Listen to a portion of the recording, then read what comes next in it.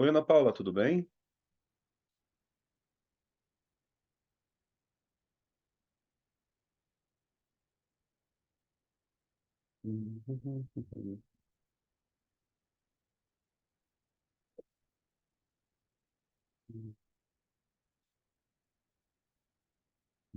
Olá, boa tarde. Tudo bem? Tudo bem, boa tarde. Vamos lá. Eu estou aqui tentando mudar. Deixa eu convidar o Teles aqui. Professor, Oi. o senhor observou que são somente 3 artigos nessa sessão? Sim, sim. E aí, como que o senhor gostaria de controlar o tempo? Porque, a princípio, são 8 minutos de apresentação e 8 minutos para debate de cada artigo. Isso se nós tivéssemos 4, né? O que eu estou pensando em fazer, deixa eu só mandar um negócio aqui, senão eu vou esquecer. Sim. Hum,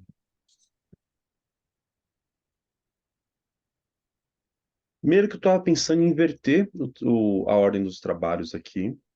Ai, cadê a página? Sumiu, sumiu, sumiu. Né? Deixa eu abrir aqui.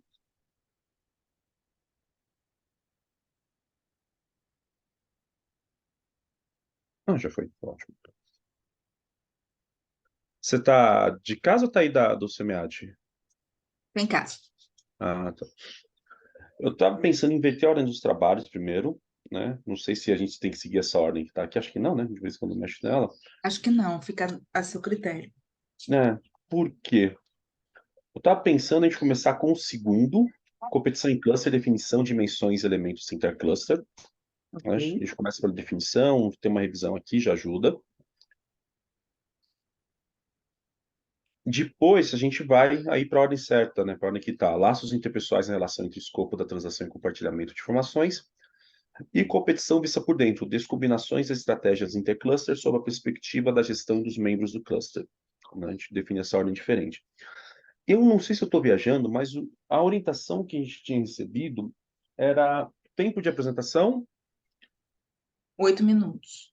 8 minutos, e depois outra apresentação, a gente faz as perguntas todas juntas no final, ou perguntas após a apresentação?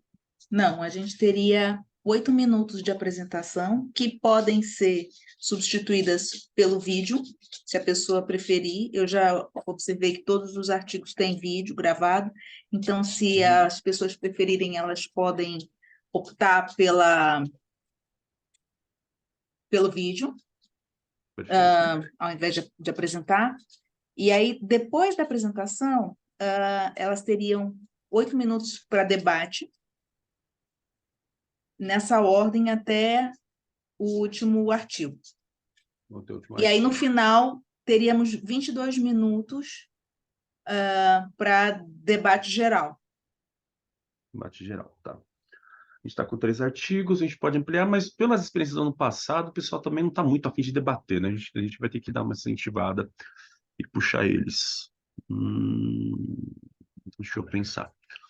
Vamos manter então esse formato, deixa os 8 minutos aí, e se precisar um pouquinho, a gente só fica um pouquinho mais flexível, né? A gente dá um minutinho extra para as pessoas finalizarem as ideias e joga esse tempo de 22 minutos para o debate geral, Tá ótimo. tá bom? Acho que é Tá melhor. bom. O senhor observou, né, que o segundo e o terceiro artigos são os mesmos autores. Eu acredito que eles sejam até uma tese, alguma coisa, porque eles foram escritos pelos mesmos autores e me parece que o terceiro artigo é um desdobramento, é o mesmo É verdade, né? Eu não tinha nem tempo, é a pensado, mesma amostra. Eu queria eu nem tinha me fazer essa ligado isso nos observação. nomes. A Rosana, a Adriana e o Jefferson, são os professores. Professora Rosana é mestre, professora Adriana e professor Jefferson são doutores.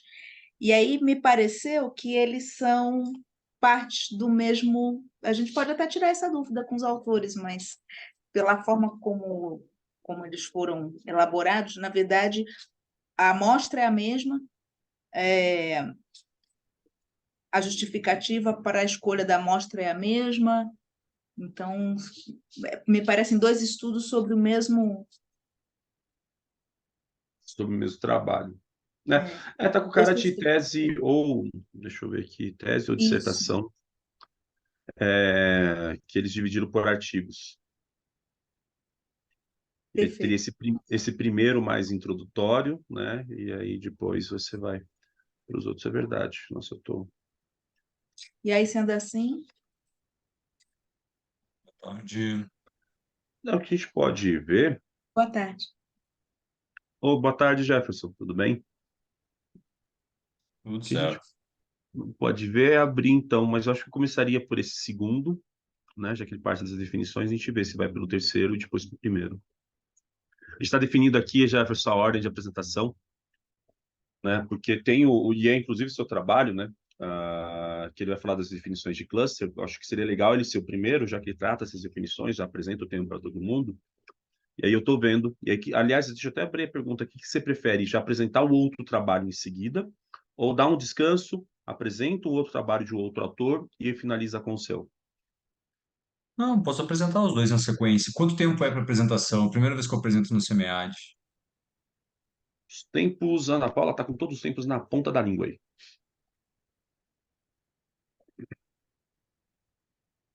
Ah, tá no mudo, Ana. São 8 minutos, professor. O senhor pode também Tá, optar pela reprodução do vídeo que já está gravado. Fica a seu critério. tá, Aí eu já entendi. passo. A batata quente Ótimo. para vocês. Quem vai apresentar e se quiser apresentar ao vivo, a cores, mandando uma do Faustão, quem sabe faz ao vivo, ou quiser já colocar o vídeo vocês que decidam.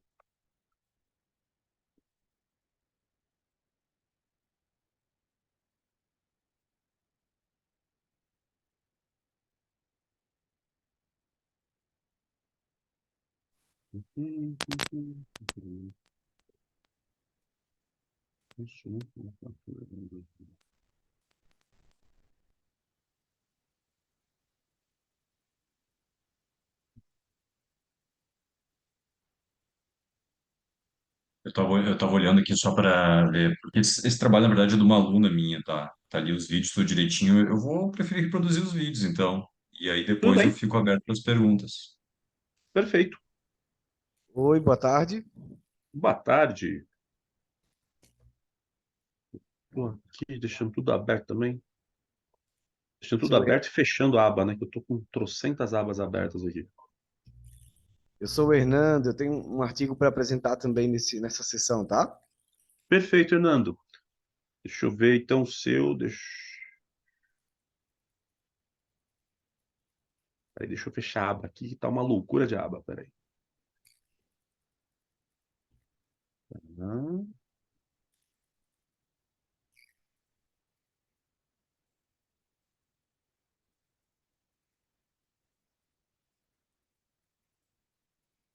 Fernando, o seu é laços interpessoais. É isso? E esse aí, laços Tá bom. interpessoais e escopo e comportamento. Por compartilhamento. E aqui a gente está com. Tá. Perfeito. Vamos ver se vai entrar mais alguém. A gente tem um minutinho aqui, né? Então, não, peraí, a gente pode perder muito tempo. Deixa eu só pedir, então, 30 segundos para vocês para fechar essa infinidade de abas que estão abertas aqui, senão eu vou ficar maluco. E vou me enrolar aqui na hora de olhar as informações. E tudo mais.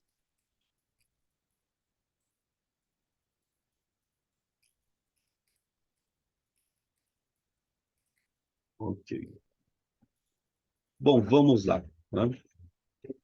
Então, todos os autores estão aqui. Vamos esperar que mais gente entre, né? A gente tem um cronograma, uma agenda a cumprir. Não quer dizer que a gente tem que ficar até o tempo final, mas é legal que a gente cumpra esses horários para a gente conseguir fazer as discussões, né, sobre os trabalhos, né, trabalhos muito bem feitos, muito elaborados, que vão trazer algumas discussões interessantes aqui.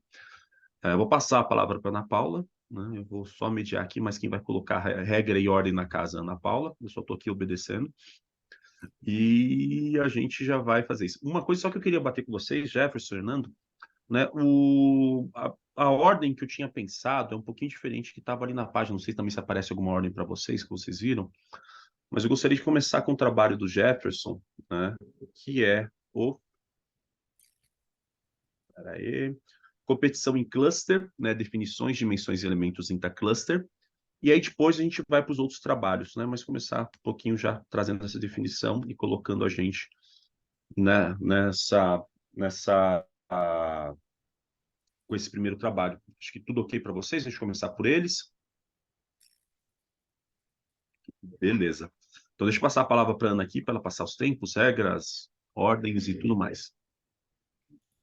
Bom, boa tarde, muito bem-vindos. Prazer estar aqui. Eu gostaria de observar que cada apresentação, a princípio, tem tempo estimado de 8 minutos. Professor Hernando, gostaria de saber se o senhor vai optar pela reprodução do vídeo ou se vai apresentar o seu trabalho. Os Eu, vídeos eles já têm 8 minutos, né? Então, mas eu acho que eu vou apresentar, porque eu acho que talvez fique até melhor do que o próprio vídeo lá. Eu acho que a qualidade do áudio do vídeo não ficou muito legal. perfeito, perfeito. Eu vou avisá-lo quando faltarem 3 minutos para o término do tempo. Uhum. Depois, na sequência, nós teremos mais 8 minutos para debate e discussão dos trabalhos.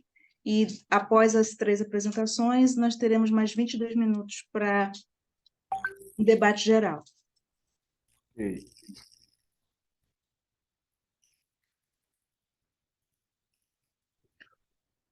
Jefferson, você vai optar para apresentar pelo vídeo, certo?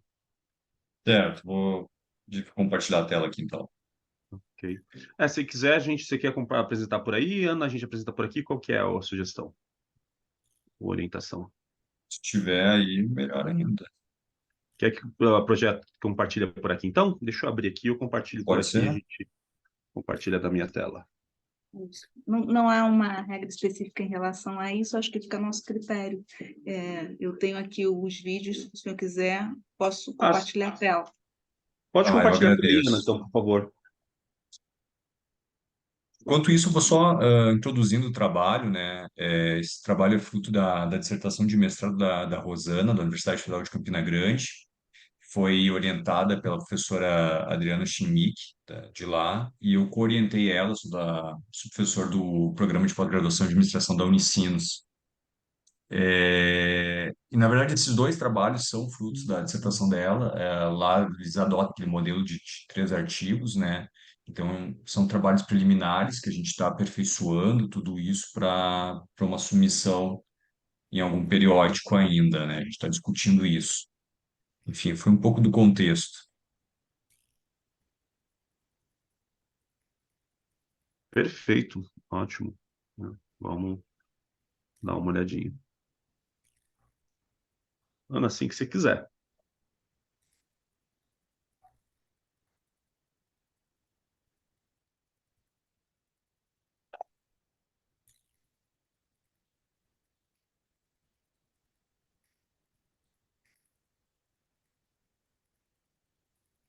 Pronto, professora, acabei aqui. Eu vou compartilhar a tela, ok?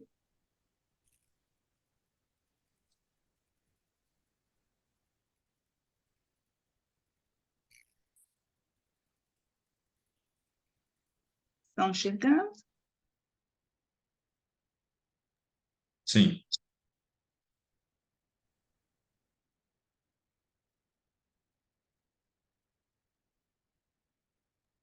só está sem som.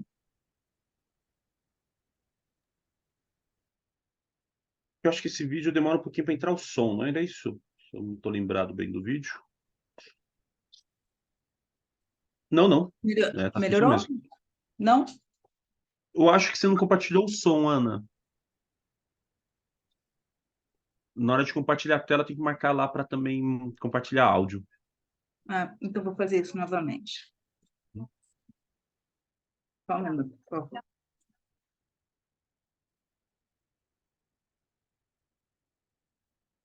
Vamos lá. Vou fazer esse compartilhamento novamente, então.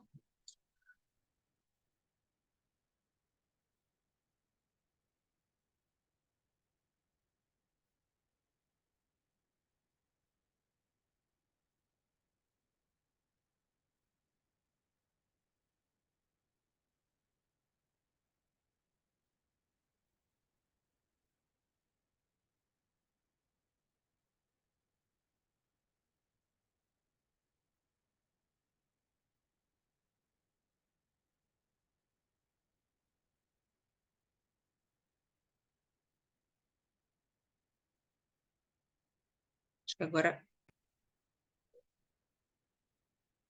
Competição em cluster, definição, dimensões e Legal, elementos, obrigado.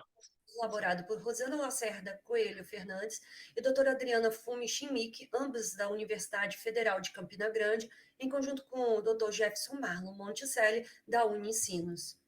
É notória na literatura a importância dos clusters para o desenvolvimento local, e a competição é um comportamento intrínseco e emergente no contexto dos clusters, não intencional muitas vezes, mas se adequadamente gerenciada pode transformar-se ao status de intencional, passando a ser uma estratégia de desenvolvimento de recursos e capacidades que geram vantagens coletivas e individuais. Moreira e outros autores em 2019, ele fez a categorização dos recursos do cluster, tendo como base a teoria de Porter, de clusters, e a teoria de recursos e capacidades, a RBV. A teoria da RBV de Barney, de 1991, que traz a vantagem competitiva, sustentável pelo valor, pela raridade, inimitabilidade e não substituibilidade dos recursos. O próprio Barney, em 2018, fez uma evolução da teoria da RBV, onde destacou o papel dos stakeholders, incluindo os rivais, no desempenho das empresas. Mas até então, esses recursos não trouxeram a competição, que é a relação simultânea de cooperar e competir entre os concorrentes. E Crick em 2021, então, veio uma visão complementar, reconhecendo a competição como um dos recursos dentro da RBV. O problema de pesquisa, então, existe competição entre a cluster? Quais as suas dimensões e elementos formadores? E com isso, o objetivo foi identificar a existência intracluster, suas dimensões e elementos formadores. Foi traçado, nesse estudo, o desenho metodológico utilizando a metodologia qualitativa por meio da técnica de estudo de casos simples no cluster de confecções de Pernambuco, escolhido por multicritérios. Primeiro critério geográfico, por estar localizado na região Nordeste, que concentra mais de 44% de todos os arranjos produtivos locais do território nacional. Isso segundo o site de Observatório de APLs, que é a nomenclatura dos clusters aqui no Brasil. Segundo critério foi o critério teórico, ou seja, trazer os pressupostos da teoria de Porter, né, para clusters. E o terceiro critério foi o emblemático, pela contribuição desse cluster para o desenvolvimento regional. Foram feitas entrevistas em profundidade com os gestores e os clusterizados, por meio de um protocolo de pesquisas e o roteiro de perguntas abertas elaborados com base na teoria. E 13 entrevistas foram feitas, sendo obtidas a saturação dos dados. Então, essas entrevistas foram transcritas e feita a categorização a priori, segundo as dimensões e elementos encontrados na teoria. A análise de conteúdo foi feita utilizando o software NVivo, e a partir daí foi feita, então, a integração dos resultados por meio em comparação com as proposições teóricas feitas previamente. O rigor e a qualidade foram perseguidos por meio da validade, confiabilidade e consistência em todas as etapas do estudo. Nessa tabela são sumarizados os resultados encontrados no NVivo, acrescido da dimensão, apresentação do cluster para o estudo, né, entendimento do cluster, bem como as demais dimensões encontradas na teoria das categorias intracluster a priori. Ajuste estratégico, benefícios percebidos, competição mediada, interação social, orientação competitiva, riscos da competição e temporalidade da competição. 10 proposições foram feitas com base na teoria, e as duas primeiras falando da relação da competição entre os clusterizados e também entre a gestão. E as outras, uma para cada uma das dimensões, né, da competição intracluster. No geral, as proposições foram confirmadas, com exceção da P9, onde a teoria fala que os riscos da competição representam uma dimensão percebida como barreira da estratégia da competição intracluster. Mas, neste caso, não foi visto como barreira, e sim como superados pelos benefícios. Veja a fala de um dos entrevistados. Não vejo um sentimento negativo de colaborar com os concorrentes. Todo mundo ganha, fortalece o conjunto. Bom, dentre os principais resultados desse estudo, temos que a competição intracluster foi uma estratégia intencional, determinada principalmente pela competição mediada, ou seja, intermediada por um terceiro, mas que neste caso é uma competição mediada multinível, pelo governo, instituições da governança e empresas clusterizadas, influenciada pela interação social, pela própria atmosfera do cluster. E os riscos da competição, eles foram percebidos na díade de risco-benefícios e não como barreira, contribuindo ainda para a compreensão dessa dimensão, que ainda tem pontos não totalmente clarificados, né, na literatura. Ainda quando contribuição desse estudo, podemos citar o conceito da competição em cluster, que até então não vimos em nenhuma publicação, e as dimensões da competição intracluster a priori e seus elementos formadores. Como limitação, pode-se citar o tamanho da amostra, dado o tamanho da amostra das entrevistas, em comparação com o tamanho do cluster, mas que foi superado pela saturação das respostas. O estudo de caso também transversal, ele pode também ser visto como uma limitação, porque é um contexto em uma determinada tempo, né? Mas que também trazem, foi superado porque traz importantes contribuições. Como pesquisa futura, sugerimos um novo estudo, mas por diferentes perspectivas, analisando, né, comparativamente a perspectiva das instituições, dos gestores e dos clusterizados e também dos municípios. E sugerimos também o estudo longitudinal de casos simples ou estudos transversais comparativos de estudo de caso múltiplo. Bom, muito obrigada pela atenção e espero que esse estudo contribua para o avanço da literatura.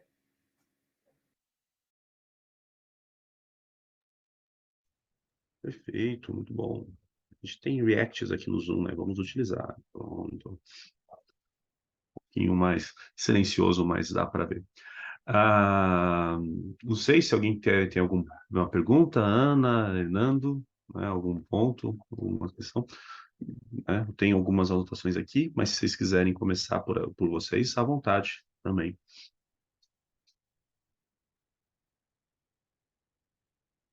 Tranquilo? Então, Eu gostaria pode falar, Ana. de parabenizar o professor Jefferson, Rosana, que não está aqui presente, e também a professora Adriana, pelo trabalho, muito interessante. Para mim, só foi disponibilizado o resumo, então eu não tive acesso à leitura do trabalho como um todo. Mas, de qualquer forma, eu gostaria de perguntar, eu entendo que o setor de confecções, né, o cluster de confecção, ele é bastante relevante na região Nordeste, e um artigo, o resumo, perdão, cita que ele concentra 44% da produção nacional. E a minha dúvida é se esses 44% se referem à região Nordeste ou se ao estado de Pernambuco. Obrigado pela pergunta, Ana Paula. É, pelo que eu recordo, tá? Isso é específico em relação à região Nordeste. Por quê? Quais foram os critérios que a gente adotou para escolher até mesmo a questão desse cluster, tá? Teve uma questão de relevância, né? De relevância econômica para a região, até mesmo, né? Teve uma questão também de que ele tinha toda a questão dessa perspectiva porteriana, né, de cluster, né, principalmente em relação à abrangência geográfica, à proximidade, tudo isso. Tinha uma questão operacional também pela conveniência para conseguir a acessibilidade, principalmente nas instituições que mediam toda a relação, né, que a gente identificou como competição. E, finalmente, tinha também até mesmo a questão dessa abrangência, né, desse tamanho, que é isso que você está mencionando, né, da representatividade dele, né? Então, nesse caso, pelo que eu recordo, foi do Nordeste, tá? Justamente porque tem toda essa relevância para a região, né? Perfeito. É que eu já visando uma publicação, uma coisa que eu tenho observado nos trabalhos que eu tenho realizado é que essa contextualização da amostra, ela tem sido bastante questionada, para que a gente entenda realmente o contexto, né, da importância, por que se escolheu este cluster, essa região geográfica, enfim.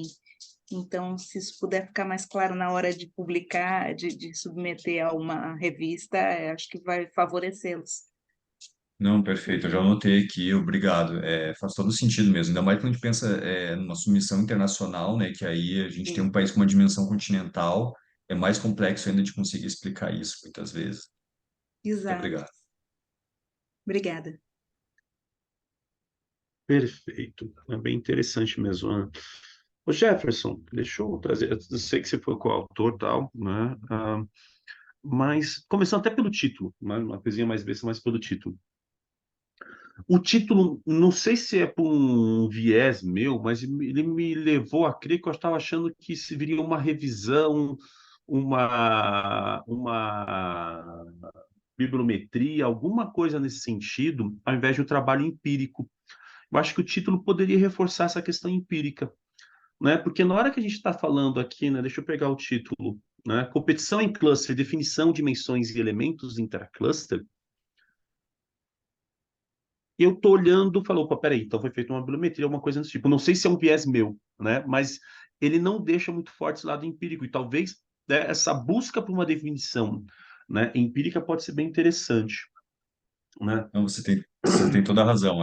Relendo agora, ele tem que ser um título mais provocativo que traga justamente os resultados, a parte positiva, né, de ser um estudo empírico, né? Na Exato. verdade, ali a autora se baseou muito, né, como eu falei, nos 3 artigos da dissertação dela, mas agora a gente já está trabalhando nisso, inclusive. Isso a gente já tinha identificado.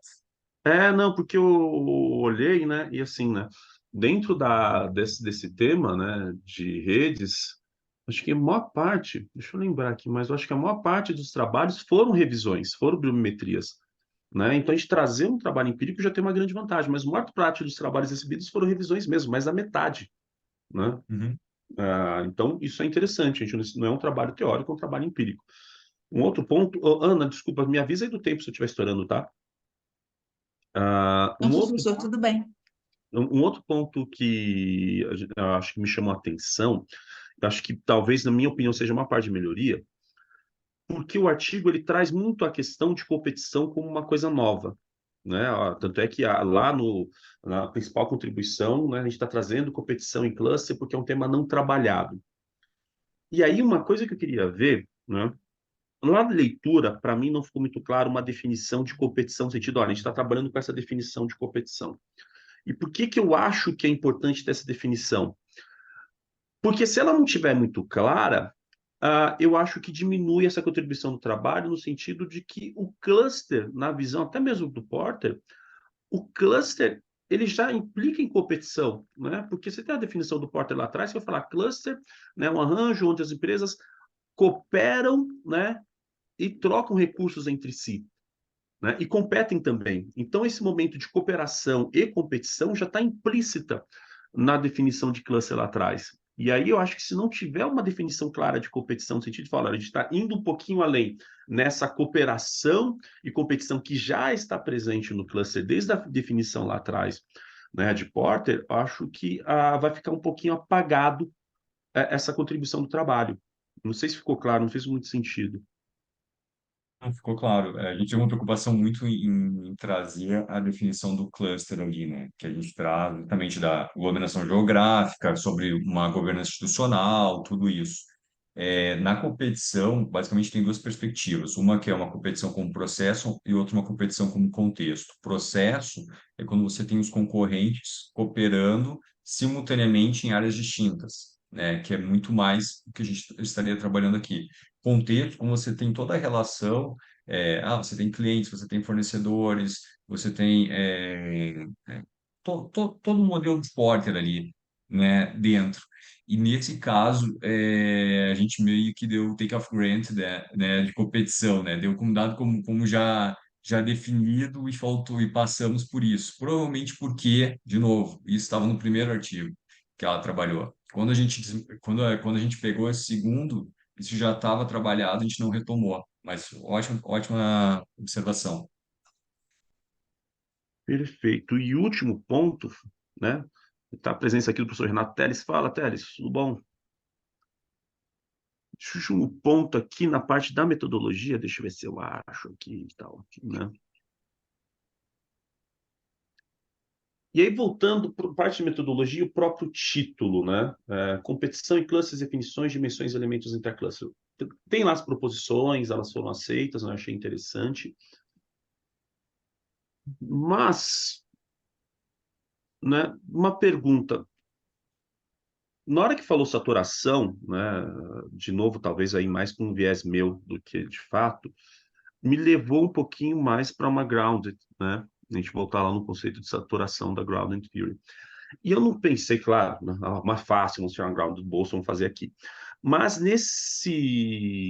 numa perspectiva de melhorar o trabalho, até de um outro trabalho, seria possível fazer uma volta, né, e tentar voltar para campo para ver como que a gente vai trazer esse conceito e definição, né, voltando ao próprio título, porque a impressão que eu tenho, né, e deixa eu ver como que eu coloco isso para não parecer também muito estranho, é que a saturação ela vem um pouquinho fácil em 3 entrevistas. Será que não dá para fazer um movimento de novo de abdução, né, de fazer uma nova abdução, voltar para campo e ver se alguns aspectos desses conceitos a gente consegue melhorar para trazer um conceito mesmo no final, né, sintetizando essas proposições, uma vez que elas estão ali? Não sei se Pode ficou ser. clara a pergunta. Sim, eu só fiquei com uma dúvida. Você falou 13 entrevistas? Foram três Quer ver? entrevistas. Foram 13, 13. 13 foram, né? 13. Foram 13, isso. Então teve uma preocupação nesse caso, e isso aparece mais no outro artigo, de pegar a percepção tanto das instituições que mediam a competição, quanto das firmas que estão lá. E aí, até respondendo de novo a pergunta da Paula, que eu estava olhando aqui no método, 44% do Nordeste, tá, Ana Paula? Então, nesse caso, isso aparece mais no outro artigo, a gente busca similaridades e discrepâncias nas falas dos entrevistados, tá? Claro que pode ter mais. Eu já pesquisei em diferentes indústrias sobre competição, indústria vinícola, por exemplo, eu cheguei a quase 30 entrevistas para conseguir uma saturação, Uhum. mas porque era muito mais focado num processo de internacionalização. Ali ela teve uma dificuldade, você deve imaginar pela questão do tempo, né? Tem que entregar dissertação, entregar dissertação, entregar dissertação, mas eu me lembro que cabia algumas instituições governamentais que tinham uma abrangência mais nacional e que ela não conseguiu esgotar. Esse é um ponto importante que daqui a pouquinho a gente pode tentar fazer, tá? Pode ser interessante. Não, perfeito. Acho que tem mais alguns pontos aqui. A Ana já me avisou do tempo. Eu acho que faz mais sentido a gente ouvir depois do próximo trabalho. Mas perfeito, bem interessante, bem legal o estudo aqui. Como que a Mas gente muito faz obrigado a... pelas observações. Perfeito. De nada, que isso. Acho que faz mais sentido a gente seguir com o segundo trabalho, então, já que está fresco na memória, né? Ana, você pode colocar o outro trabalho, né? Da Pois Rosana, não. do Jefferson.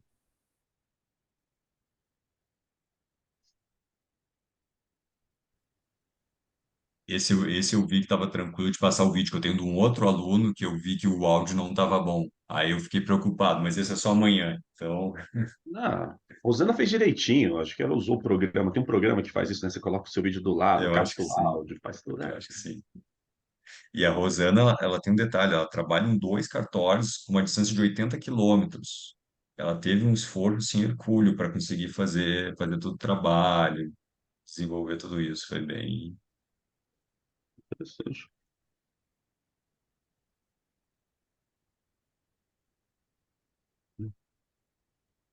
Vou compartilhar agora a tela aqui. Perfeito. Deixa eu mutar o meu aqui.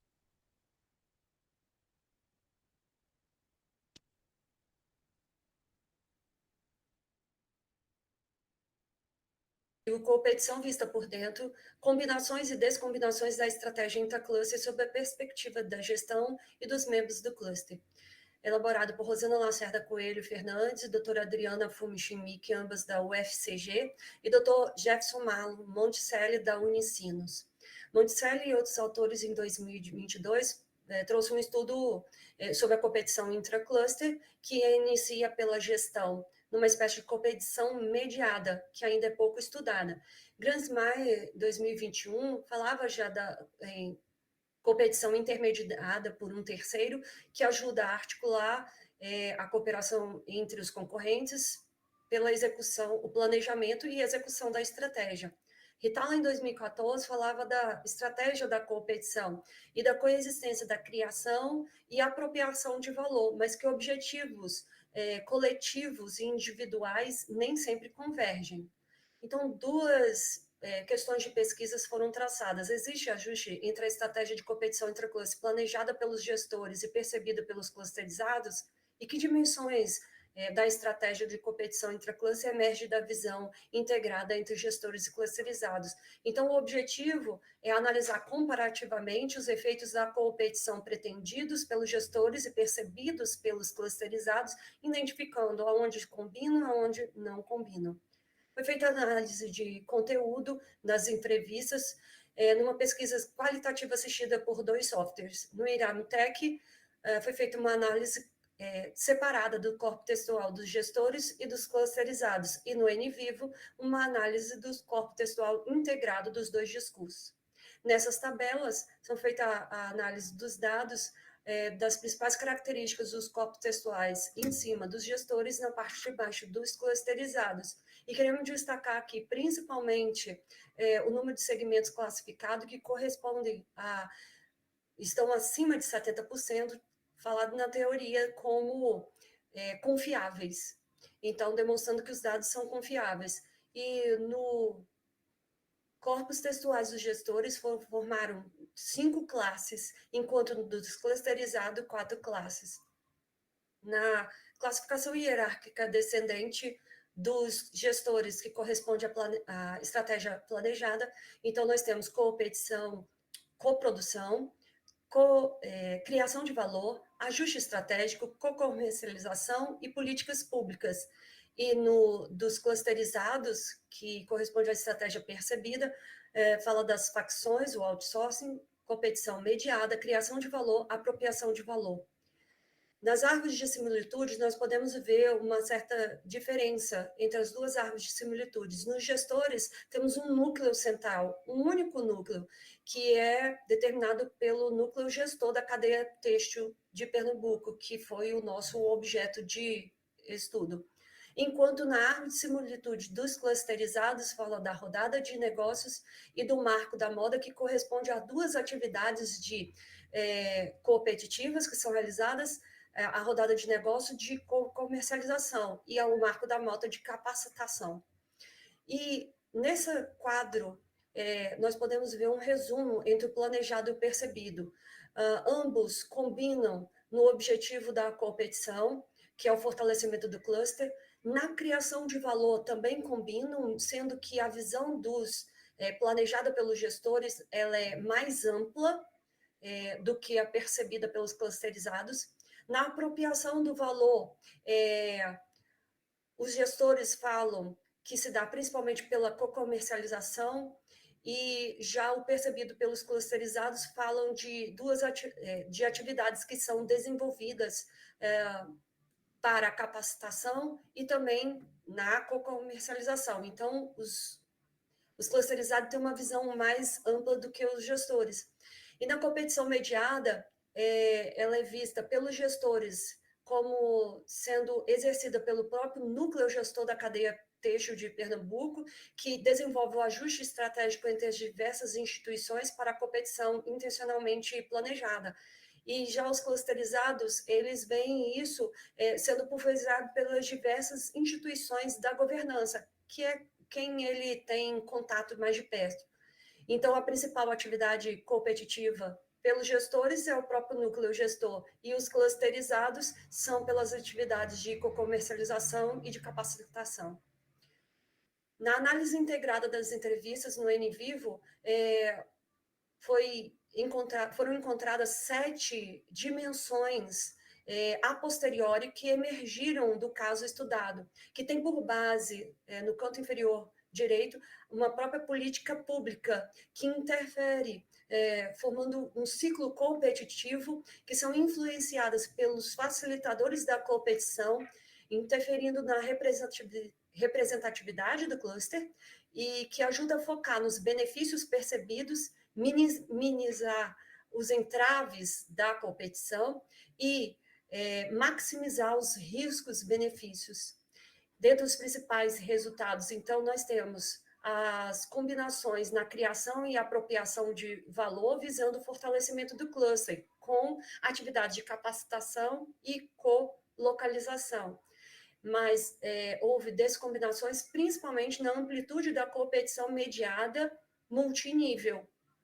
E 7 dimensões da competição intracluster a posteriori emergiram do caso estudado. Então, dentre as principais contribuições do artigo, é que nós vimos que a competição ela deve ser pensada num contexto macro de política pública e executada por uma coordenação central do cluster. E deve ser feito também uma capacitação dos clusterizados para a redução das assimetrias na apropriação do valor criado pelo cluster. Limitações são vistas do estudo, principalmente pelo estudo de caso transversal, que corresponde a uma situação atual de um determinado momento, e o mesmo roteiro de perguntas para os gestores e os clusterizados, mas que foi minimizada a limitação do entendimento, né, dos clusterizados com a explicação da entrevistadora. E pesquisas futuras são indicadas, estudo de casos comparativo para ampliar e confirmar as dimensões da competição intracluster, e estudos quantitativos para compreensão mais aprofundada do tema, com foco em causa e efeito. Bom, agradeço pela atenção de todos e espero que esse estudo contribua para o desenvolvimento dos estudos da competição intracluster. Perfeito, muito bom. De novo aqui, eu abro para quem, né? Ana, Fernando, Sandro, né? Quiser fazer alguma pergunta, alguma questão, o próprio professor Teres aqui também presente, né? Mas eu tenho alguns pontos aqui, mas se vocês quiserem trazer alguns anteriores. Perdão, se for possível, eu só queria fazer algumas perguntas que são conceituais. Quando eu vejo a apresentação, a sensação que eu tenho é que existe um manancial de construtos, e às vezes para mim é difícil realmente conseguir entender e coordenar de que maneira eu tenho, eventualmente, contexto, antecedentes, consequentes e assim por diante. Então, só algumas questões básicas que eu gostaria de ter clareza. Primeiro, clareza sobre a definição de núcleo gestor e, por outro lado, a questão de clusterizados. Eu tenho uma ideia do que seja isso, mas, de qualquer maneira, isso às vezes está me pegando, quem sabe até o conceito que eu traga sobre clusters, e queria entender isso. Então, isso para mim seria interessante. E depois entender se esses clusterizados eles são subordinados ao núcleo gestor e se são, da onde emana a autoridade que eles têm, ou, em outras palavras, de que forma eles são escolhidos, de que maneira eles estão ligados a uma política pública e, portanto, que detém recursos. Eu gostaria de ter só essa visão um pouco mais clara, se fosse possível. Feito. Obrigado pelas perguntas, professor Renato. Em Não relação à vou questão chamar de do Renato, eu núcleo... não vou ser chamado de professor, não. Ah, desculpa. Não, Então, desculpa, não. Em relação à questão do núcleo gestor e dos clusterizados, o núcleo gestor responde pela instituição que tem a governança ali da parte têxtil, né, do polo têxtil ali, e que promove justamente a integração entre os clusterizados, que são micro e pequenas empresas, basicamente, tá? A gente está falando de micro e pequenas empresas aqui. E esse é um detalhe bem importante, porque, justamente por ter pesquisado outras indústrias, eles não têm uma tomada de decisão compartilhada, é muito mais impositiva por parte do núcleo gestor, em relação, né, a N fatores, em relação à estratégia de comercialização, em relação a é, é, mercados aqui não, mas isso é diferente, por exemplo, estou pegando um exemplo com a indústria vinícola, em que você tem uma gestão compartilhada, que você tem cadeiras em que as vinícolas participam e definem mercados-alvo, tá? Então, esse é um ponto. Tem um nível, então, posso dizer assim, que tem um nível de maturidade que ele ainda é muito prematuro dentro desse caso. E em relação a esse núcleo gestor, ele é financiado por políticas públicas, tá? Se tu me perguntar qual é a instituição, qual é o órgão, eu teria que ver com detalhamento, eu não saberia dizer, mas ele é financiado por meio de políticas públicas, justamente para promover o desenvolvimento socioeconômico da região. Essa é a lógica ali. Mas dentro dessa perspectiva em que a gente consiga identificar que existem alguns pontos que são diferentes na visão entre o clusterizado e o núcleo gestor. Não vou dizer que eles são divergentes, tá? Existem outras indústrias, como eu pesquisei, como, por exemplo, o calçadista. A calçadista tinha um grande problema lá para montar uma estratégia de competição, que diferente do vinho, que você tem um terroir que te protege, na calçadista não tem. No dia seguinte que alguém cria uma inovação, o outro está imitando. Então, acabava dificultando muito. Aqui, como tem esse estágio em que eles estão saindo de um estágio muito prematuro, acaba favorecendo que eles possam competir dentro dessa lógica, nesse momento. Não, a minha sensação sempre é o seguinte: quem sabe seja uma questão de experiência e, por exemplo, pela manhã que eu estava numa sessão presencial, tem novidades muito interessantes, inclusive com o caso que foi discutido de Araraquara, o pessoal, de certa maneira, transporte, vou chamar de uberização, mas uma uberização feita a partir de cooperativa e a coisa parece que anda muito bem. E quando, para mim, assim, a história que eu tenho de outros estudos, principalmente daqueles que acabaram não indo tão bem quanto deveriam, tem sempre o governo que, ao invés de, na verdade, ao invés de construir governança, ele acaba construindo um processo de gestão. E isso acaba, muitas vezes, inibindo o próprio desenvolvimento. Eu vou dar só um caso rápido, são só 8 minutos, eu queria que mais gente falasse, mas assim, um caso que eu estudei do cluster da Zona da Mata de Rondônia, cafeeiro.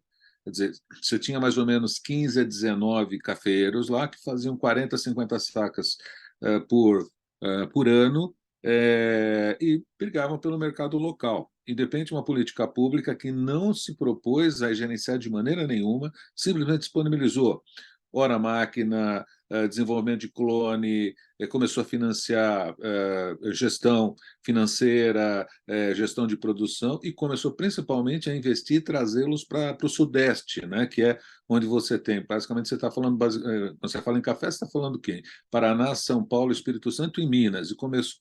De repente, esse pessoal hoje está produzindo, em média, 1.200 a 1.300 sacas por ano. Começaram a exportar, tem qualidade para exportação, e, ao mesmo tempo, ganharam prêmio de sustentabilidade.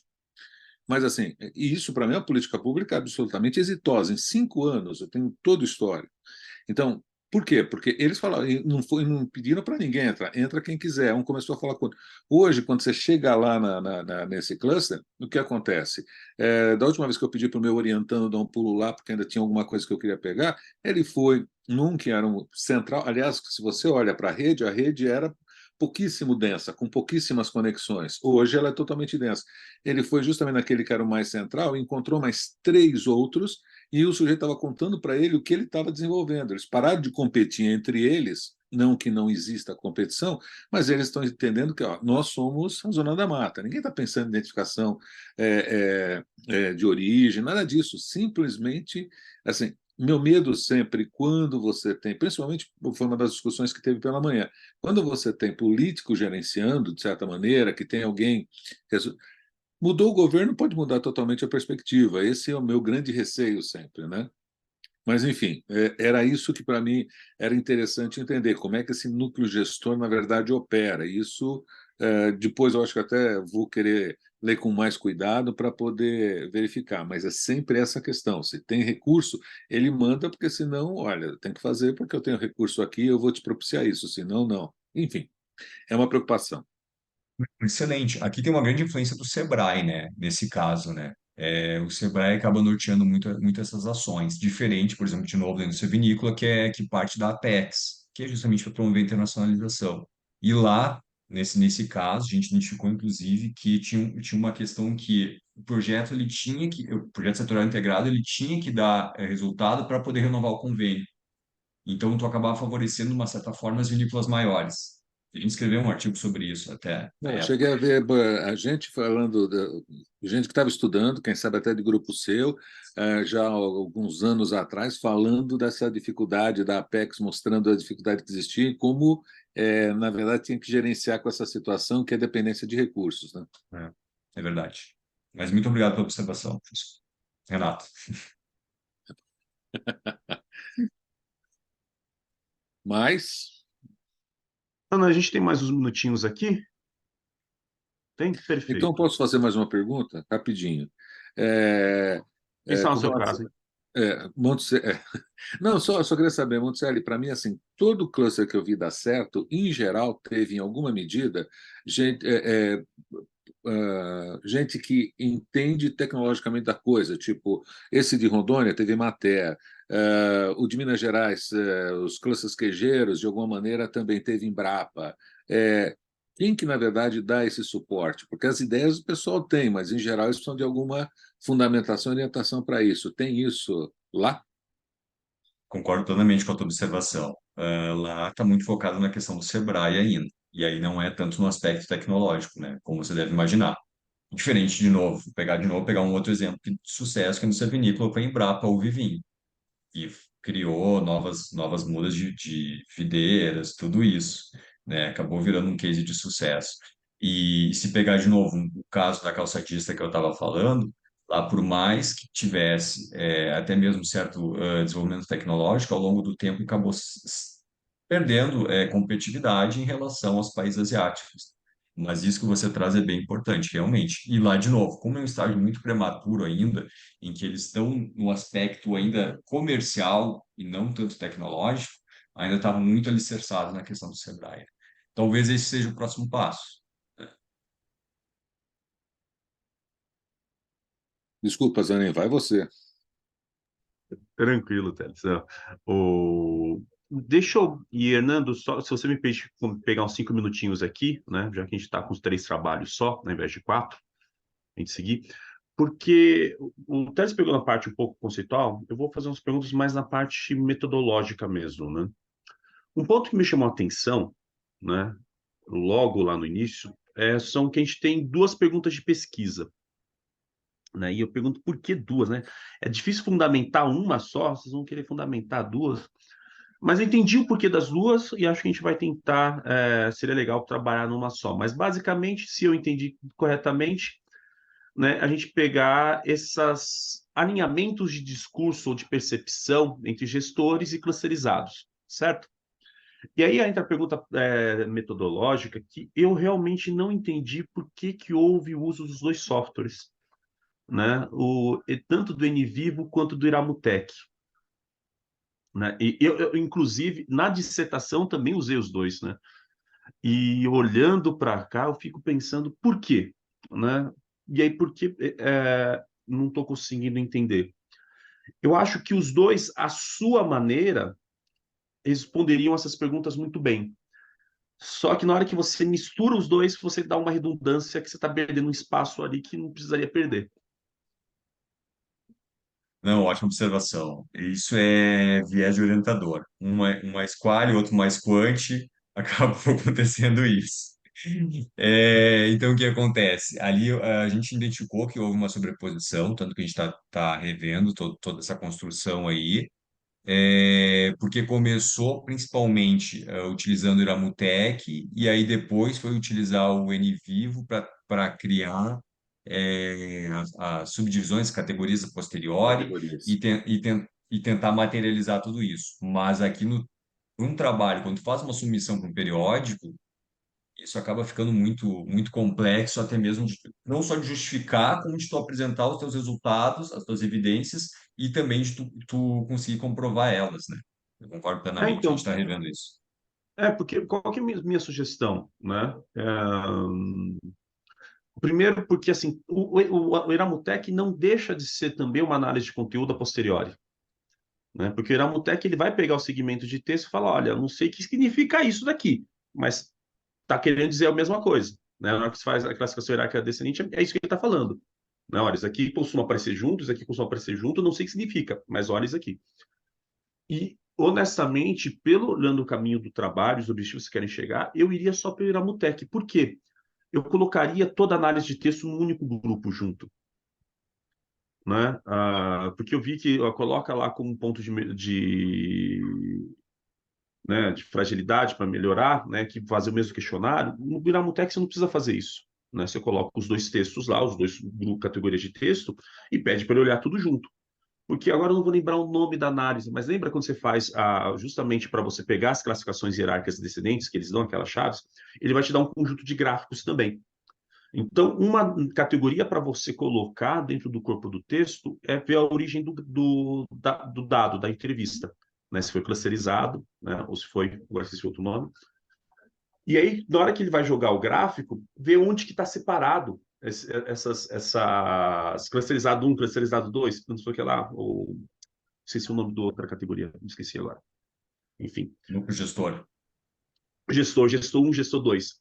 Porque na hora que ele colocar o gráfico, ele vai mostrar para você naquele eixo se eles estão juntos, e aí se eles estão juntos, tem uma análise a ser feita, ou se eles estão separados, ou se tem juntos e separados.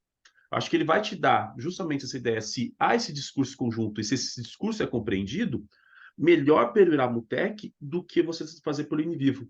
Né? Porque você começa a aprofundar as outras análises do método de render. Né? Na hora que você roda o método de render, ele vai dar a classificação hierárquica dependente, só que ele vai te dar também, né, essa análise mais gráfica. E aí a gente consegue colocar. Eu acho que isso pode ser um caminho interessante e ficar em um só, porque ele começa uma redundância.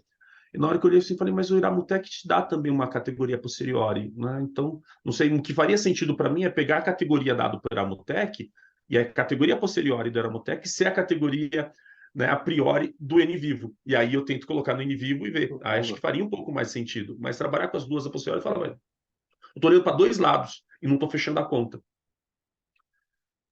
Não, Mas era ótimo. isso. Excelente observação, faz muito sentido mesmo. Obrigado. E vamos lá para o próximo trabalho. Não, você tinha falado que você prefere apresentar ao vivo, né? Ao invés da gravação, certo? Isso sim. Então, assim que você quiser. Eu estou procurando aqui, a opção de compartilhar aqui no Zoom é whiteboards aqui. Não, é Share share screen. screen. É uma bem Ah, verdinha tá, que tem. tá verdinha ali, acabou, ela é destacada e acabou não destacando. Tranquilo. Aparecendo para vocês? Está E assim aparecendo, mas eu sugiro que você coloque em formato de apresentação para você maximizar sua tela. eu coloquei Perfeito. agora para vocês, está aparecendo? Na verdade, Hernando, fecha esse compartilhamento, né? Coloque em formato de apresentação primeiro e depois compartilha a apresentação. Né? Perfeito. O Zoom ele não reconhece quando você coloca o PowerPoint em apresentação no meio do Ah, compartilhamento. perfeito. Deixa eu fechar isso aqui, colocar aí a apresentação.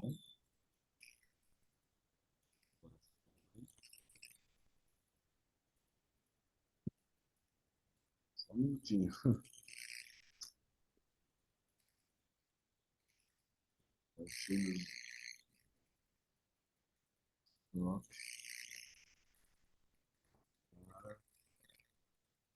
A apresentação. Foi agora? Agora foi. Perfeito. Então, mais uma vez, né, boa tarde a todos. Então, vou apresentar esse artigo, né, esse estudo, que ele trata-se do primeiro estudo da minha tese, né? E nesse estudo pesquisamos laços interpessoais na relação entre escopo da transação e compartilhamento de informações. Só não está passando. Passou, pronto. Então, a gente descreve, né, um contexto aqui no estudo, né, onde o mercado ele demanda cada vez mais competitividade das organizações, e essas organizações elas contam com recursos escassos, né, que elas precisam buscar esses recursos, né, em outras organizações, né, por meio de parcerias, de relacionamentos interorganizacionais, né, e esses relacionamentos interorganizacionais eles permitem, né, que essas organizações obtenham benefícios potenciais decorrentes dessas relacionamentos interorganizacionais. Esses relacionamentos, né, estabelecidos entre organizações, né, com outras organizações parceiras, eles podem envolver diferentes níveis de escopo da transação, né? Esse escopo está relacionado a quantas atividades são realizadas em conjunto na parceria e com que intensidade, né? Então, é um conjunto de amplitude e intensidade de atividades relacionadas em conjuntos, né? E acredita-se que, né, a literatura dá indícios de que o maior escopo da transação ele pode ser mais propício ao compartilhamento de informações. E aí, no meio desse caminho, enfim, né, permeando, né, os laços interpessoais desenvolvidos entre as organizações, são desenvolvidos também laços interpessoais entre os boundary expanders, né, que são os indivíduos que representam as organizações e relacionamentos interorganizacionais.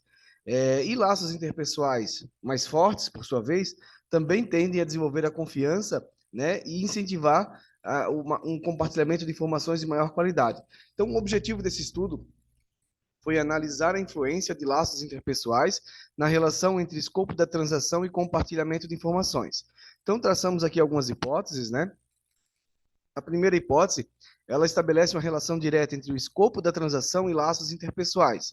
Então, nós fundamentamos, né, essa hipótese argumentando que transações, relacionamentos que envolvem maior escopo da transação, né, ou seja, aqueles relacionamentos em que mais atividades são desenvolvidas e em maior intensidade, eles fazem com que esses boundary expanders, né, que representam as organizações, interajam mais. E a interação entre eles leva ao desenvolvimento de laços interpessoais. Então, em H1, a gente defende que o escopo da transação influencia positivamente laços interpessoais.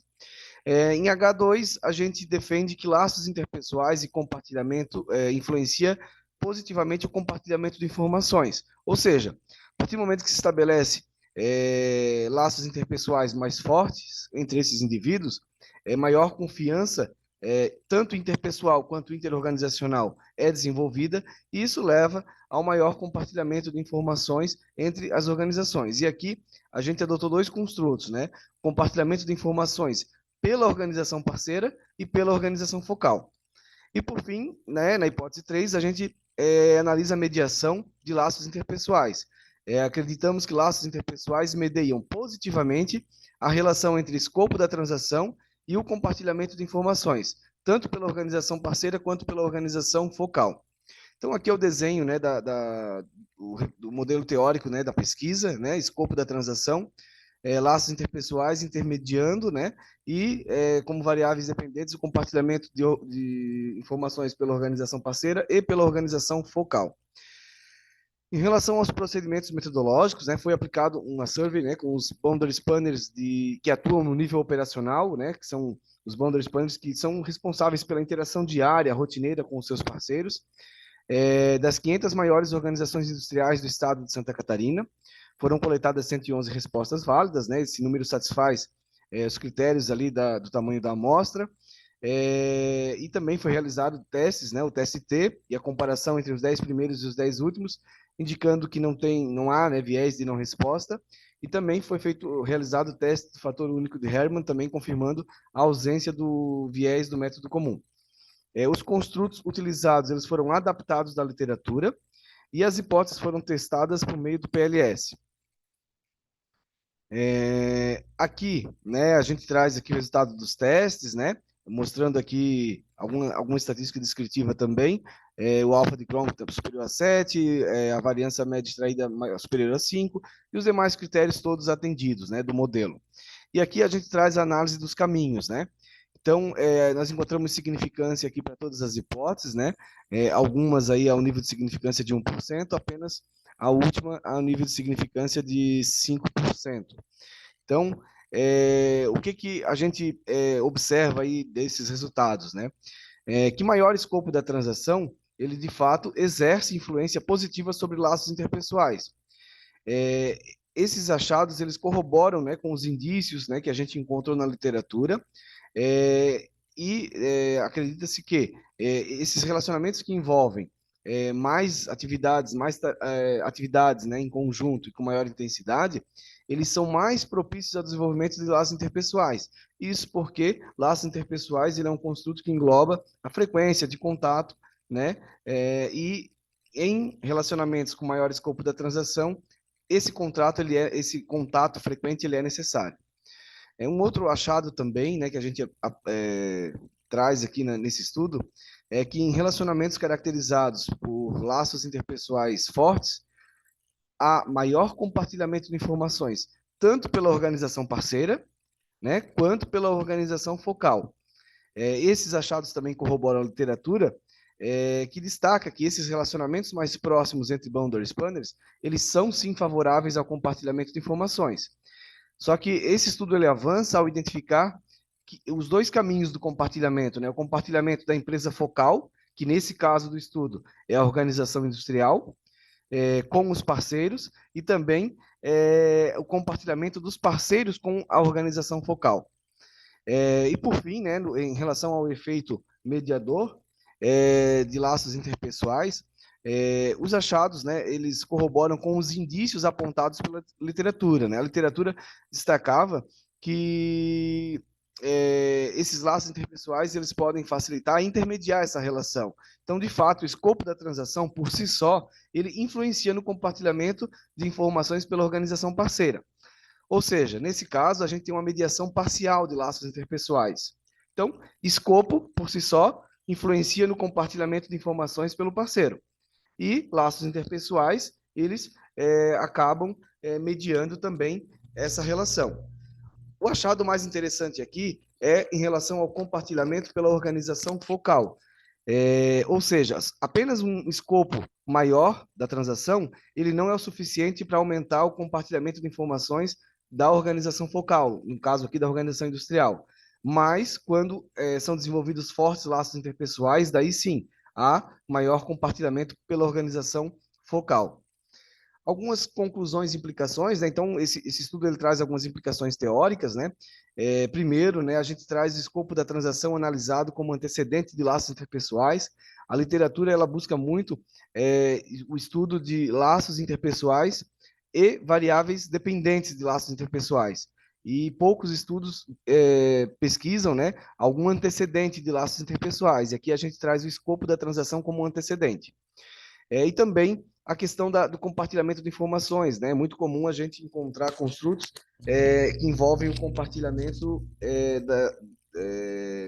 entre as organizações, né, de forma unificada, né, de forma conjunta. E aqui a gente analisa de forma segregada o compartilhamento pela organização parceira e pela organização focal.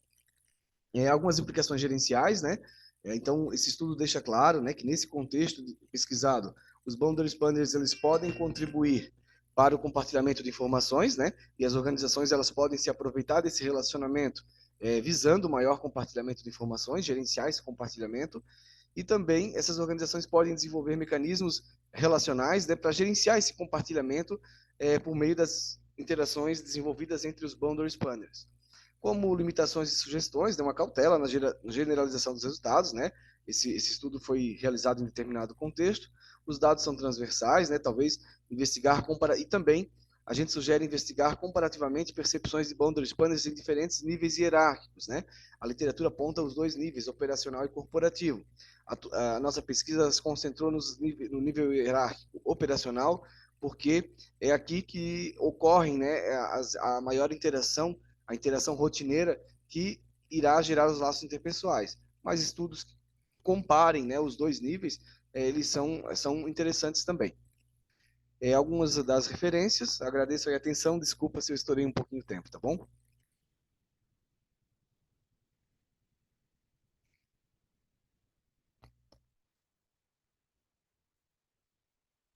Perfeito. Bom, bem interessante o trabalho, né?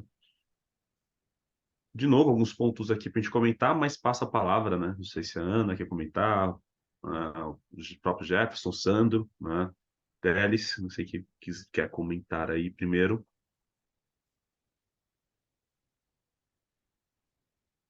Bem, eu vou fazer uma pergunta clara. Quando você coloca laços interpessoais, e eu acabei não conseguindo ler, eu gostaria que ficasse, que eu gostaria de ter claro para mim quais foram as métricas que você utilizou, porque eu estou vendo os construtos, né? E quando você mostrou também os resultados do Smart PLS, era essa usou o Smart PLS 4 ou 3? Só curiosidade. Utilizei o 4, Renato. Utilizei havia utilizado o 3, só que aí depois acabei baixando o 4 e assinando o 4, então Não, eu mesmo porque o 3 agora já está bem complicado, tem que ser o 4 mesmo. usei o 4. E aí, justamente, é pelos resultados. Sabe aquela situação onde você vê os resultados tão bons que você quer entender, por exemplo, como é que foi a confiabilidade, se não teve redundância em questões. E quando você só fala laços interpessoais, também não fica claro totalmente para mim de que maneira que você está medindo. Novamente, quando eu vejo eu sempre tenho essa preocupação de muito construto ao mesmo tempo agora, né? Então você fala níveis de escopo, amplitude, intensidade, de que maneira foi medido, quantas métricas você tinha afinal. E eu fiquei preocupado com isso somente para entender, porque a sensação é de que, como você tinha 111 de amostra, eu Uhum. queria ter uma ideia de quantas métricas você utilizou e quantas métricas para, pelo menos, cada um dos construtos que você abordou. Isso. Então, o escopo da transação, ele é um construto do Decker, né? Decker e outros autores, e ali são 8 itens, mas na verdade ali ele é um construto que ele é o cálculo de uma média. Por quê? Ele estabelece 8 atividades e aí o construto ele corresponde à pontuação média entre essas atividades, né? Onde vai de 1 a 7 na escala tipo Likert, né? Que mede a intensidade com que cada uma dessas atividades é realizada em conjunto. Então, ele não é uma variável, não é um construto com assertivas, ele, na verdade, uma média dessas 8 atividades. É o único construto que ele tem uma lógica diferente, né, que a gente segue a metodologia dos autores, né, que criaram esse construto. Laços interpessoais, ele tem 8 itens que medem essa proximidade, né, reciprocidade, comprometimento e a interação entre esses indivíduos, né? Então esses construtos abordam aqui, né, se eles têm relações pessoais, se eles fazem favores pessoais uns aos outros, se eles dão presentes, se eles têm Todas atividades essas sociais. métricas são métricas validadas do Isso, trabalho isso. seminal. Perfeito, isso. Aqui, no caso, adaptadas de dois autores, né, Liu e outros autores, Stadman. E o compartilhamento de informações, cada um com 5, né? Um de Pui et al. 2015 e outro de Show et al. 2013, né? E aí, bem focado no seguinte, né? Se eu compartilho, né, se a empresa focal compartilha informações com o parceiro, né? E o outro, se o parceiro compartilha informações comigo, né? Não seria um compartilhamento de mão dupla, né? O Boundary Spanner que respondeu, né? O respondente ele era da organização industrial, focal. Aí a pergunta era, né? Nosso parceiro compartilha informações conosco, nosso parceiro nos mantém informados, nosso parceiro, etc. E no outro construto, né? Nós estamos dispostos a fornecer ao parceiro tais e tais informações. Então, o início da pergunta deixa bem claro, né? De quem para quem está sendo compartilhada a informação. Não quero tomar tempo, não, mas só uma última pergunta. Os boundary spanners, eles têm que nível em geral? Nível de escolaridade? Nível de escolaridade, graduação, mais de 60% graduação, somando graduação ou maior nível de especialização, eles correspondem a 74% do total. Tá, depois a gente volta a conversar. Deixa eu passar a palavra. Tudo bem. Antes Estão me até de eu ouvindo? seguir, tô ouvindo. Pode falar, Sandro. Isso que eu ia falar. Você colocou uma pergunta aqui no chat, pode fazer aí. Isso, é uma das perguntas que eu teria, né? Se os construtos foram definidos como reflexivos ou formativos. E você mostrou ali, né? Não deu tempo de ver bem a tabela, mas quando você mostrou lá o modelo de mensuração na validade discriminante, você coloca lá tanto o critério Fornell-Laca quanto o HTMT. A minha pergunta é, por que ambos, né? E porque o HTMT ele é mais robusto, já está demonstrado que ele é mais robusto. E à medida que um método, né, suplanta outro, por que a necessidade de mostrar ambos, né? Essa é a minha pergunta. Então, professor Sandro, o que que acontece, né? Aqui a gente tem um grupo bem até grande aqui pesquisando PLS aqui no PPGC da UFSC e a gente vinha usando só o HTML, o Fornell-Lacker, né? E aí alguns colegas começaram a ver que alguns estudos internacionais têm apresentado os dois testes, né? E aí a gente aqui começou a apresentar também. Eu, particularmente, não vou saber responder estatisticamente o porquê, né? Mas a gente vem seguindo, né, o que os colegas, a gente sempre tem reuniões aí, vem discutindo, e a gente acabou adotando esses dois critérios, né? Tá, e os construtos, eles foram definidos como reflexivos, todos? Eu esqueci de responder, desculpa. São todos reflexivos, exceto o escopo, que na verdade ele não é nem reflexivo nem formativo, né? Ele é uma média da pontuação atribuída ali a cada uma das atividades.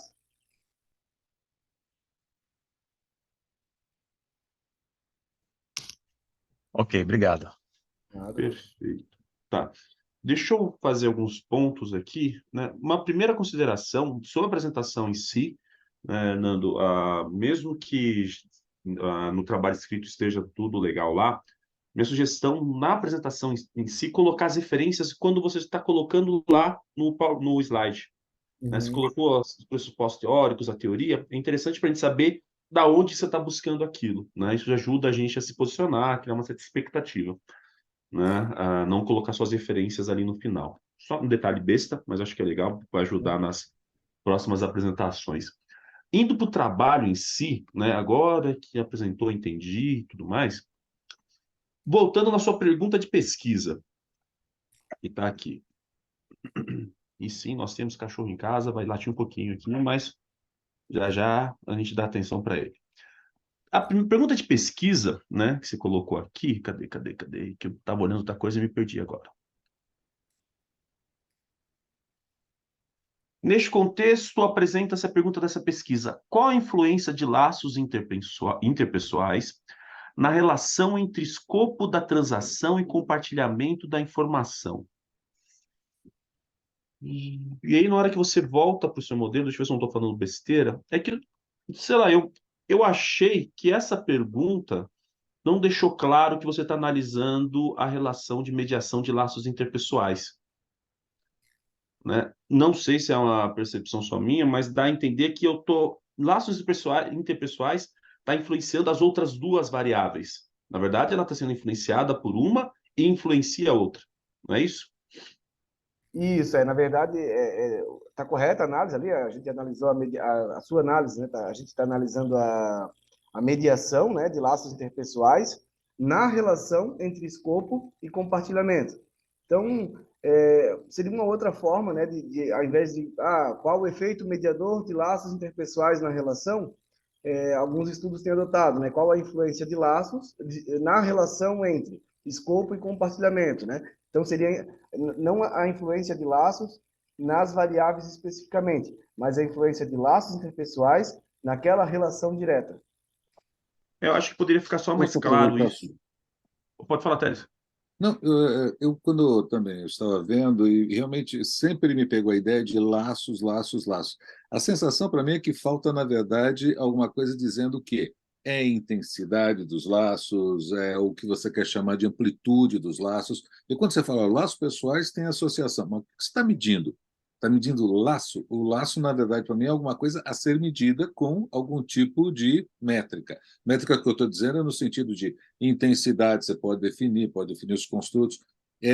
Para mim não ficou muito claro isso, porque sabe, o que a gente sabe é o que é laço forte, o que é laço fraco, tem uma ideia, sabe que uma leva à redundância, o outro, quem sabe, para cima nível de inovação, mas laço é laço. Então, Uhum. acho que até para você poder publicar, a sua ideia é mais ou menos essa.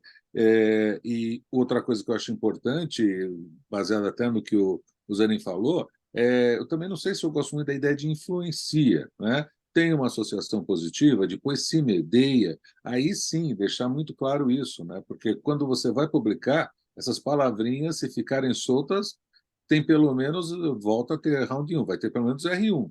Mas, em geral, ele é capaz de já parar no task reject. Então, é importante você dar uma afinada nisso para ficar mais claro onde você quer chegar. Desculpa, Zanin, a palavra é sua. Não, mas acho que ótimo, Teles, mesmo porque, pegando até a carona que você falou, na hora que o Nando estava explicando as variáveis para você na sua pergunta, eu achei que laços era variável dicotômica. Em algum momento ele falou lá, eu falei, peraí, então ele está estudando a presença ou não de laços. E é mais Uhum. do que isso. Na verdade, é claro, ele falou que foi Likert, mas é uma média de métricas, né? Então, isso precisa ficar muito claro, porque senão a gente não tem isso caracterizado. Né? Professor, E desculpa, não, pode falar, só não, desculpa. a questão da média é apenas no construto escopo. Na questão dos laços, ele é uma variável reflexiva mesmo, né? Então, a escala de 1 a 7 e tal, mas aí o que o Renato falou, essa questão ali realmente foi uma das questões, né, durante o desenvolvimento, o acompanhamento, né? Laços o quê? Fortes, fracos? O que que é laços, né? Então, talvez o que a gente mediu foi a força dos laços, né? Laços mais fortes e laços mais fracos. Mas aí também vem a questão que o Zanin falou, de ser dicotômico, né? Não é dicotômico, não foi medido dessa forma, mas talvez ao invés de eu ficar falando como laços fortes e laços fracos, laços mais fortes e laços mais fracos, né? Ou seja, é um espectro, né? Não é uma dicotomia entre o A ou o B, né? Mas é bem interessante para, enfim, como foi falado, né, refinar isso e talvez deixar mais claro e complementar esses termos, né? E a questão de influência, né, a gente tem visto aí pesquisas, alguns falam, né, tratam dessas relações como associações, né? E aí tem alguns que falam em influência, né? Então, mas eu concordo com o Soteles aí que a questão é complicado, né? Na verdade, é a gente que pressupõe a influência, né? O software ele nos diz que há uma associação, agora quem está influenciando quem fica por conta das nossas inferências, né?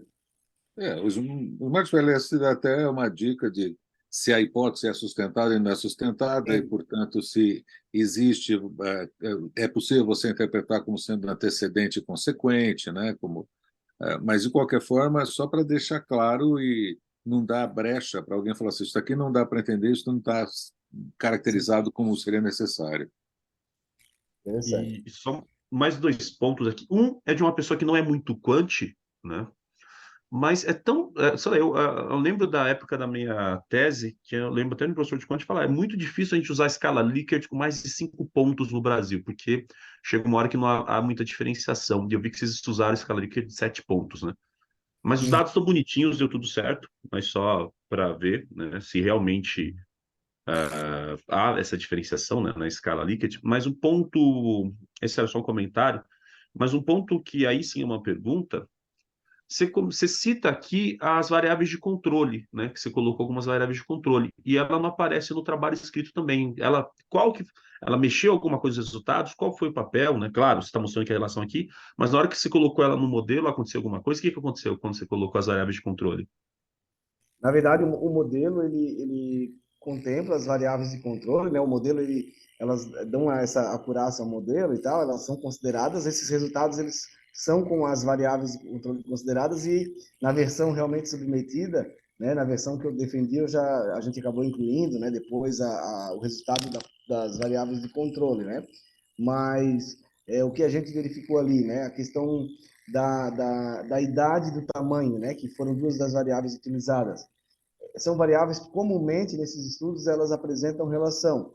No nosso caso aqui, apenas a idade, né, o tamanho da organização, ele não apresentou significância, né? E aí a gente verificou também a permissibilidade do código de ética, e ele também foi significante. O que seria essa permissibilidade? Percepção. Ou seja, a gente verificou o seguinte: primeiro, tem código de ética, a organização focal ou não? Se tem, ela permite receber benefícios e vantagens, ou não tem, ou tem o código e não permite. Ou seja, a gente entende que organizações com códigos de ética mais restritivos, né, eles já podiam inibir esses laços interpessoais ou afetar esses resultados. De fato, eles influenciam no compartilhamento de informações, sim. Então, a empresa tem que estar atenta a isso, né? As organizações têm que estar atentas a isso, porque às vezes não estou dizendo que não devem ter códigos de ética restritivos, mas códigos de ética mais restritivos podem inibir o compartilhamento de informações. Então, tem que estar atentas a isso, né? Saber que vai ter essa consequência, ou essa possível consequência, né? Fernando, se eu Perfeito. pudesse falar um minuto, eu diria o seguinte: primeiro, eu jamais trataria como código de ética, eu trataria como se existe um código de conduta, né? Porque Uhum. ética fica. Conduta, assim, a organização diz isso é bom, isso não é. E uma variável que certamente para mim surgiria como uma variável de controle é o tempo de relação que ele tem com quem ele está trocando informação. Eu acho que isso Exato. muda só tudo em termos de laço. Então, às vezes, ele está botando lá, sei lá, um 4, mas a sensação é se esticar o tempo, quem sabe vai para um 5, porque ele troca mais, já conhece melhor, né? Confiança, em geral, tem muito a ver com isso, comprometimento e assim por diante. Mas quem sabe fosse um, se vocês não consideraram, eu acho que seria interessante vocês pensarem numa próxima abordagem, pensar sempre tentar buscar o tempo que ele tem de contato com quem ele está trocando informação. Não, a gente até considerou, estou até abrindo a versão final aqui, a gente considerou e considerou também o volume de negociação, né? Ou seja, quanto do meu volume de compras, por exemplo, é realizado com aquele parceiro, ou quanto do meu volume de vendas, né? Se o relacionamento é com o comprador. Na Que eu chamo versão de porcentagem em carteira de vendas ou de compras. Isso também, para mim, parece fundamental para poder ter uma coisa um contexto mais elaborado e pode ser uma tremenda variável de controle também. inclusive, a gente conseguiu, porque como a gente, dessas 111 respostas, tem 56 respostas que foram boundary spanners, que se relacionavam com compradores, e 55 com vendedores, ou seja, a indústria focal, 55 relacionamentos com fornecedores dela e 56 com compradores dela. A gente conseguiu fazer no próprio PLS aquela análise multigrupo, né? E aí a gente conseguiu trazer os resultados separados, e aí tem resultados bem interessantes. Só que isso foi desenvolvido depois da submissão, a gente continuou trabalhando no artigo da tese, né? E agora nessa versão final do artigo, a gente tem essa análise complementar entre os grupos, né? Que se relaciona com compradores e com fornecedores. Só fazer um desabafo, ainda bem que existe análise multigrupo, porque análise discriminante em função de Fischer ninguém merece. Nunca dá certo, uma desgraça, cheio de restrição. Agora a gente tem e essa análise multigrupo também eu não conhecia, a gente começou a pesquisar no PLS. É interessante que eu não preciso ter dois grupos mínimos de respondentes, de 88, 90 respostas, né? Dentro do grupo de 111, o próprio PLS ele considera tem que ter no mínimo 15 ou 20 em cada grupo, só para dar, né, resultados adequados, ou enfim, que representem aí a análise estatística real. Mas aí, como coincidentemente entendeu ali a 55 e 56, então ficou bem, bem legal essa análise também complementar. Ótimo, muito bom. A gente tem um tempinho ainda, né? Acho que tem talvez uns 10 minutinhos aqui. Se alguém quiser fazer perguntas gerais, né? Considerando os três trabalhos, algum ponto. Eu queria só fazer uma observação com relação à discussão aí sobre, a partir de um estudo cross-sectional, fazer inferências de influência, né? Eu Eu acho que a gente dizer que uma variável influencia a outra, na minha cabeça, só é possível quando você controla, né? Enfim, faz o tempo um, manipula a variável que você acha que é influência e vê no tempo 2. Os, os, a modelagem por equações estruturais, ela dá realmente, a forma como ela é apresentada nos leva a isso que o Hernando falou, né? A gente acha, né, presume ali que uma coisa está influenciando a outra, mas na verdade são correlações mesmo, né? São associações, né? E a gente sustenta a relação com base na teoria, mas não na empiria, né? A empiria, na verdade, mostra que as duas coisas estão associadas, mas a inferência de que de fato é uma influência, aí eu concordo com o Renato. Tem que ser, tem que puxar o freio de mão aí. Tomar cuidado nessa inferência.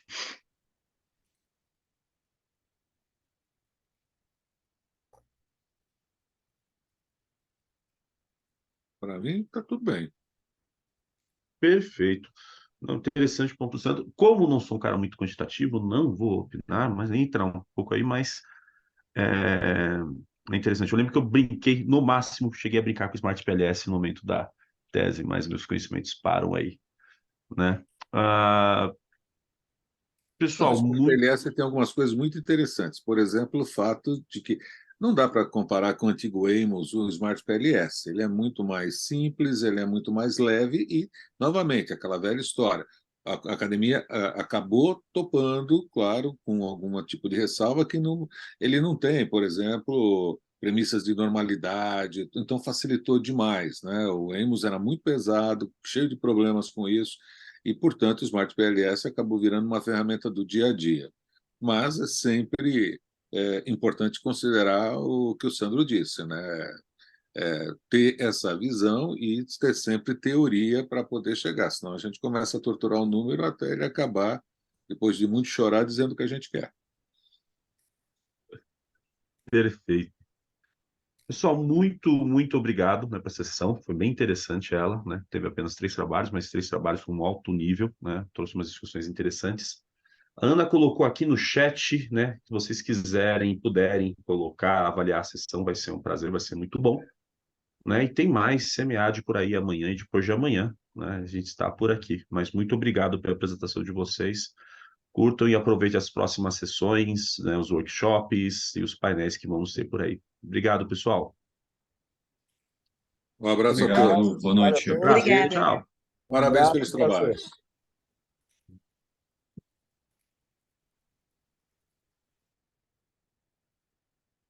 E aí, Teres? Foi divertido hoje de manhã? Foi, mas eu cheguei atrasado. Eu tive que tive que pedir para o pessoal tocando, cara. Você acredita? Não sei como é se você saiu pela manhã, mas São Paulo estava desesperado. Isso muito tempo. Na hora que eu fui ver, eu costumo levar 40 minutos da onde eu estou, da onde eu moro. Rapaz, na hora que eu vi o tempo que ia demorar, assim, eu ia chegar lá 10 e pouco. Falei, não é possível isso, porque eu tenho que chegar às 9. Aí ele me sugeriu que fosse pela Via Anchieta e depois Rodoanel, para chegar às 9h30. Falei, bem, 9h30 eu peço para segurar. O pessoal que estava, que eu conheço, era o pessoal da Unip que eu conhecia, foi aluno meu, tudo bem. Cara, eu andei assim, eu saí, peguei a Anchieta, depois peguei Rodoanel, depois peguei um pedacinho de nada da Raposo Tavares. Aí entrei por baixo, aí vim fazer todo o caminho até sair na Politécnica. Mas foi uma briga mesmo, então eu cheguei. Mas foi interessante, deu para conversar bastante ainda, foram 4 trabalhos. O primeiro que foi apresentado eu era autor, então não tinha grande problema, mas foi divertido. Agora, foi muito legal, uma pena você não ter estado lá, foi muito bom a apresentação da orquestra, né, da orquestra da USP, né? Toda a mesa, o João Maurício convidou um monte de gente na mesa e todo mundo falou alguma coisa, né? O cara que eu mais gostei foi o cara que falou, olha, pai, no final ele gritou, vai Corinthians. Aí ele recebeu palmas e tudo mais, porque aí Um dia desse foi o Dirceu, né? quê? Isso foi o Disseu? Não é possível, porque vai Corinthians é a assinatura do Disseu. Não, mas você está falando qual Dirceu? Não, Dirceu Silva. É, Não, Dirceu Silva não. Estou falando na mesa, era um representando as entidades que dão suporte, o outro representando a USP mesmo, o outro o Esbraja para representar a FIA, e assim foi. Então, depois disso, aí teve um almoço com uma fila mastodôntica, mas foi num lugar legal. Eu gosto do anfiteatro da USP. Quando eu saí de lá, aí eu estava com você conhece o Márcio, né? Márcio Machado e tudo sim, mais. sim. E aí ele falou: não, não, vamos por aqui. Eu falei: gente, a fé é para lá.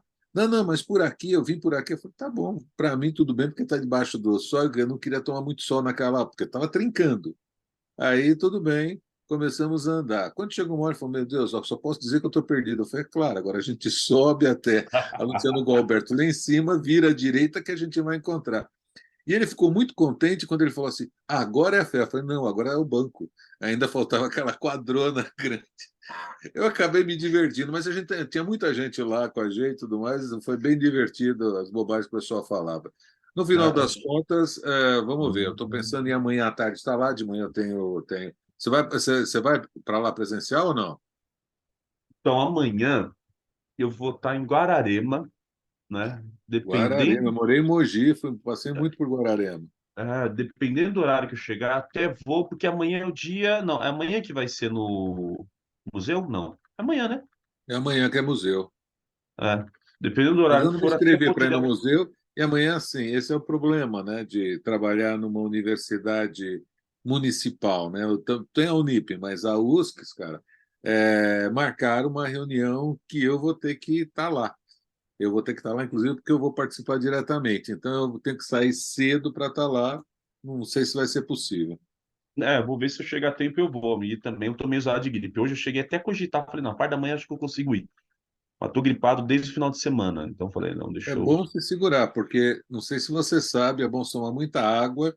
A umidade, às 5 horas da manhã, quando eu acordei, já tinham falado que a umidade ia ficar abaixo dos 30. Eu nem sei quanto está agora, mas precisa tomar água, porque se você já está mal, a chance de você pegar uma porcaria tipo uma faringite bacteriana, essas coisas, aumenta dramaticamente. Já tô no terceiro litro de água aqui hoje. Eu também tomo, mas a minha água, boa parte dela vem por intermédio dessa bebida negra, que é café. Deixa eu só ver como é que tá, porque você falou, só deixa eu dar uma olhadinha para ver como é que tá. Não está desesperador, mas não está bom, está com 41%. Já deve ter É, estado com menos. tá um E o pouquinho trânsito em melhor. São Paulo está terrível, não sei por que está tão ruim.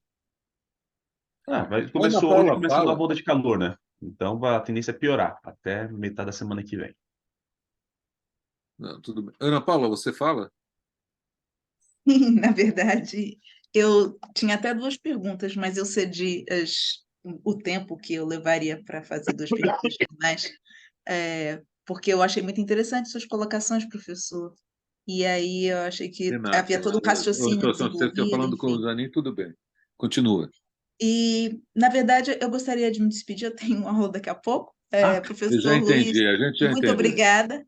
É, Obrigado. espero ter auxiliado e fico à Ah, disposição para próximas sessões. Se você tem que perfeito. manter Não, essa simpatia, porque você é muito dura no tempo, o que eu acho corretíssimo. Os tem que ter seus alguém 3 Nós ruim. minutos. recebemos uma orientação muito restrita nesse sentido de Não, mas você controlar foi bem o achando tempo. muito bom, porque você não podia dizer, tá, 3 minutos. Eu ouvia esse som, 1 minuto. Gente, um Tem que ser abraço, a assim, gente porque se volta a for se depender ver. desses dois aqui, tá ferrado. Tchau, tchau, pessoal. Exato. Tchau, tchau, gente. Um abraço. Tchau, tchau. Abraço.